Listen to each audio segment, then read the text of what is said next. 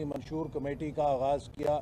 اسی طرح مسلم لیگ نون پہلی جماعت ہے جس کے پارلیمانی بورڈ نے امیدواروں کے چناؤ کے لیے اپنا کام شروع کیا ہے، اور ہم انشاءاللہ امید رکھتے ہیں کہ بہترین امیدواروں کا چناؤ کر کے انہیں انتخابات میں ٹکٹ جاری کیے جائیں گے، تاکہ 8 فروری کو مسلم لیگ نون بھرپور کامیابی حاصل کرے. پاکستان کو اس وقت جو چیلنجز ہیں ان کا حل ایک مضبوط مستحکم منتخب حکومت میں ہے، اور مسلم لیگ نون واحد جماعت ہے جس کے پاس ترقی کے لیے اور معیشت کو درست کرنے کے لیے صلاحیت بھی ہے، ٹیم بھی ہے. 2013 سے 18 کا 5 سال کا ہمارا عرصہ اس بات کا گواہ ہے کہ ہم نے میگا واٹ بجلی کے منصوبے 4 سالوں میں لگا کر دکھائے، جبکہ 67 سالوں میں 18,000 میگا واٹ بجلی لگی تھی. اسی طرح دہشت گردی جو کہ ناممکن لگتی تھی ختم ہوگی، اس کو ختم کیا. کراچی کے اندر امن قائم کیا. سی پیک جیسے منصوبے کے تحت 3 سالوں میں ہم نے $25 ارب کی سرمایہ کاری پاکستان میں لا کے پاکستان کو ٹیک آف پوزیشن پہ کھڑا کیا، جس کو کہ 2018 میں اناڑی اور نالائق عمران کو مسلط کر کے کریش کر دیا گیا. تو اس لیے ہماری کوشش ہے کہ ہم پھر اپنے ترقی کے سفر کو وہیں سے شروع کریں جہاں سے اسے 2018 میں پاکستانی قوم سے چھینا گیا تھا. ہمیں بڑی یہ دیکھ کر خوشی ہوئی کہ مسلم لیگ نون کو جن امیدواروں نے درخواستیں دی ہیں اس میں مختلف طبقوں کے لوگ شامل ہیں، اور خاص طور پہ نوجوان ایپلیکنٹس جو ہیں ان کے اندر بھی جو جوش ہے مسلم لیگ نون کے ساتھ اور اپنی قیادت کے ساتھ وہ بے مثال ہے، جو اس بات کا ثبوت ہے کہ اس وقت قوم کی نگاہیں اور امیدیں مسلم لیگ نون کی قیادت کے ساتھ اور جماعت کے ساتھ وابستہ ہیں. منڈے کو 4 تاریخ کو ہم پنڈی ڈویژن کا جائزہ لیں گے، اور ٹیوزڈے کو 5 دسمبر کو ہزارہ اور مالاکنڈ ڈویژن خیبر پختونخوا سے ان کے امیدواروں کے انٹرویوز ہوں گے، اور 6 تاریخ کو بلوچستان کے امیدواروں کے انٹرویوز ہوں گے. اور اس کے بعد ہمارا جو سلسلہ ہے وہ دوبارہ شروع ہوگا، جس میں 8 تاریخ کو بہاولپور، 9 کو ملتان، 11 کو ساہیوال ڈویژن، 12 کو فیصل آباد ڈویژن، 13 کو گجرانوالہ ڈویژن، 14 کو لاہور ڈویژن، اور پھر 15 کو لاہور شہر، 16 کو صوبہ سندھ، 18 کو اسلام آباد کیپٹل ٹیریٹری، اور 19 دسمبر کو جو خیبر پختونخوا کے بقایا ڈویژنز ہیں ان کے انٹرویوز ہوں گے. تو یہ ایک بڑا مرحلہ وار پروگرام ہے جس میں ہماری کوشش ہے میرٹ کے اوپر ان امیدواروں کا چناؤ کریں جن کی پارٹی کے ساتھ وابستگی بھی مضبوط ہو، جن کے اندر ملک اور قوم اور عوام کی خدمت کرنے کی صلاحیت بھی بہترین ہو، اور وہ انتخابی مرحلے میں کامیاب بھی ہو سکیں. انشاءاللہ تعالی اس پورے عمل کے بعد پوری قوم دیکھے گی کہ مسلم لیگ نون ایک ایسی ٹیم کے ساتھ انتخابی عمل میں اترے گی جو اسے ایک تاریخی کامیابی انشاءاللہ دلوائیں گے.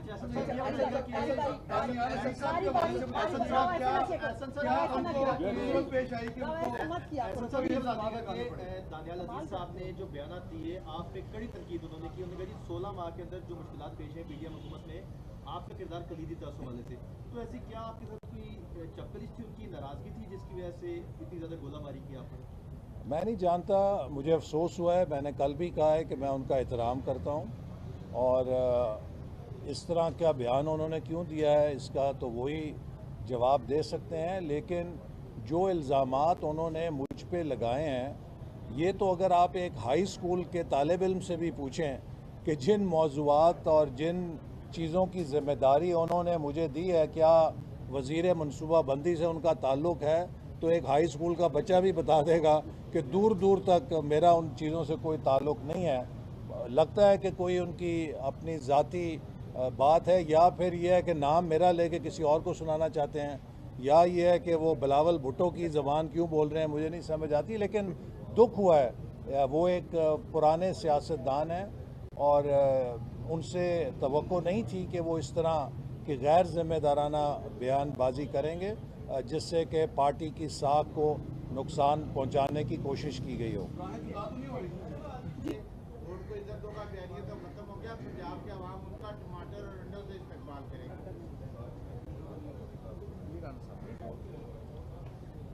دیکھیں معاملہ یہ ہے کہ پیپلز پارٹی جو ہے وہ پنجاب میں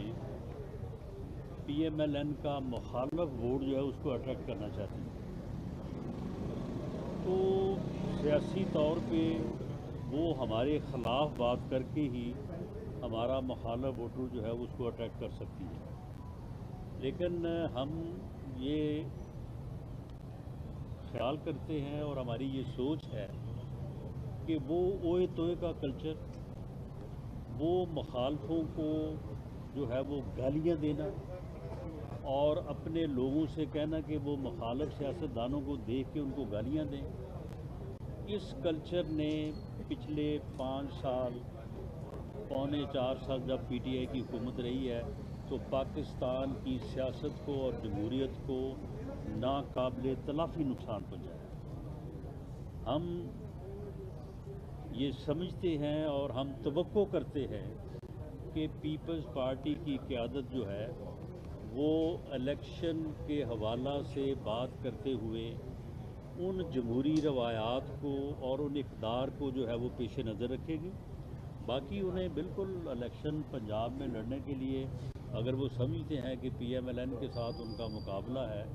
اور انہوں نے پی ایم ایل این کے خلاف بات کرنی ہے، پی ایم ایل این کے اوپر تنقید کر کے انہوں نے ووٹ حاصل کرنا ہے، تو اس کی انہیں آزادی ہے، وہ بھرپور طریقے سے وہ کریں اور اپنا زور لگائیں پورا. انہیں حق حاصل ہے کہ وہ پنجاب میں کوشش کریں. 2018 میں 2 جماعتیں آزمودہ تھیں اور ایک نسبتاً نئی جماعت تھی، لیکن 2024 میں جب ہم انتخابی عمل میں اتریں گے تو پی ٹی آئی 10 سال خیبر پختونخوا میں لگا چکی ہے، پیپلز پارٹی 15 سال سندھ میں لگا چکی ہے اور مسلم لیگ نون 2008 سے 18 10 سال پنجاب میں لگا چکی ہے، جبکہ اس کے بعد عثمان بزدار کے 5 سالوں سے ہماری کارکردگی پہ گرہن لگانے کی کوشش کی گئی. لیکن اس کے باوجود ان تینوں جماعتوں کو موقع ملا ہے کہ 3 صوبوں کے اندر حکمرانی کریں. مسلم لیگ نون فخر کے ساتھ کہہ سکتی ہے کہ اس نے جو پنجاب کے اندر ترقی کی ہے، اس نے جو لاہور کی شکل نکالی ہے، ویسی شکل وہ پورے پاکستان کے آبادیوں کی نکال سکتی ہے. کیا پیپلز پارٹی کہہ سکتی ہے کہ جو شکل اس نے کراچی کی نکالی ہے ویسی وہ پورے پاکستان کی نکالے گی؟ کیا پی ٹی آئی یہ کہہ سکتی ہے کہ جو شکل انہوں نے پشاور شہر کی بنائی ہے ویسی وہ پاکستان کی بنائیں گے؟ بی آر ٹی کا آپ کے سامنے قصہ ہے کہ کیا انہوں نے کیا ہے. اور جو 18ویں ترمیم ہے اس کے بارے میں 2 ٹوک ہم الفاظ میں کہہ چکے ہیں کہ نہ کوئی ایسی تجویز زیر غور ہے، نہ کوئی ایسی تجویز پہ ہم یقین رکھتے ہیں، بلکہ 18ویں ترمیم ادھوری ہے. مسلم لیگ نون 18ویں ترمیم کو مکمل کرے گی اور وہ یوں ادھوری ہے کہ 18ویں ترمیم کا مقصد اقتدار کو مرکز سے ڈیوالو کر کے عوام تک لے جانا تھا. اس کے پہلے مرحلے میں مرکز سے صوبوں تک ڈیولوشن ہوئی، لیکن صوبوں سے نیچے وہ ڈیولوشن ابھی ادھوری ہے. تو ہم انشاءاللہ تعالیٰ اپنے منشور میں بھی یہ کہہ رہے ہیں کہ ہم پاکستان کے لیے ایک مضبوط بلدیاتی نظام کے ذریعے اس ڈیولوشن کو جس کی صوبوں کے اندر بریکیں لگ گئی تھیں اسے نیچے کی سطح تک لے کے جائیں گے، تاکہ پاکستان میں مضبوط بلدیاتی اداروں کے ذریعے 2 سے 2.5 لاکھ مزید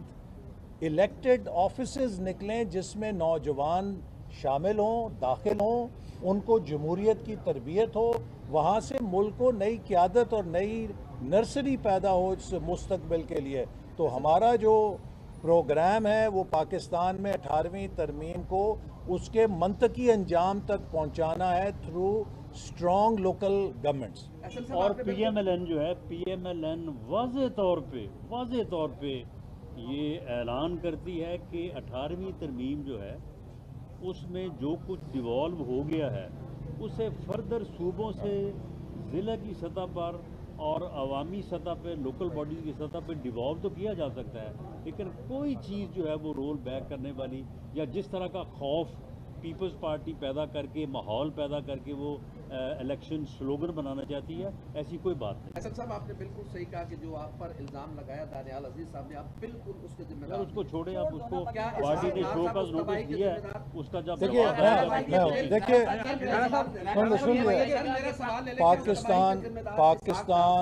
پاکستان آج جس تباہ کن مہنگائی کا سامنا کر رہا ہے اس کی تمام تر ذمہ داری عمران نیازی کے ان 4 سالوں پر ہے اور اس آئی ایم ایف معاہدے کے اوپر ہے جو عمران نیازی جس پر دستخط کر کے گیا. جب یہ آئی ایم ایف کا معاہدہ ہو رہا تھا، آپ قومی اسمبلی کی تقاریر اٹھا کر دیکھیں، ہم نے اپوزیشن میں بیٹھتے ہوئے اس وقت کہا تھا کہ یہ معاہدہ جس کو سرنڈر کر دیا انہوں نے، اگر اس پر جب عمل کرنا پڑے گا تو پاکستان میں بدترین مہنگائی کی لہر آئے گی. یہ وہ چیز ہے جو ریکارڈ کے اوپر ہے. تو آج پاکستان جس مہنگائی کا سامنا کر رہا ہے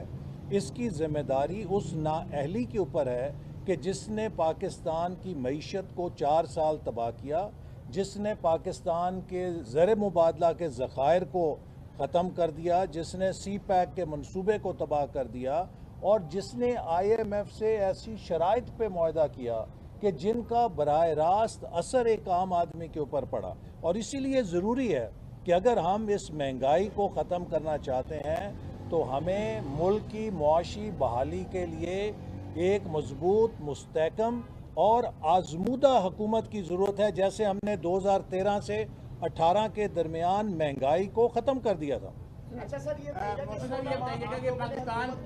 مسلم لیگ نون کے جتنے بھی امیدوار ہیں قومی اسمبلی کے اور صوبائی اسمبلی کے اور پنجاب میں کافی حد تک زیادہ تر جو ہے 16 کینڈیڈیٹس میں امیدوار ہیں ٹکٹ کے، لیکن اس کے ایک پاکستان مسلم لیگ نون جو ہے الیکٹیبلس کو بھی شامل کری اور دیگر جو لوگ ہیں شمولیت اختیار کر رہے ہیں، جہاں سے پاکستان مسلم لیگ نون کے کینڈیڈیٹس بھی جو ہے امیدوار ہیں. تو کیا پاکستان مسلم لیگ نون کے وہ لوگ جو ناراض ہو رہے ہیں ان کی شمولیت سے، ان کو کس طریقے سے ہینڈل کیا جائے گا؟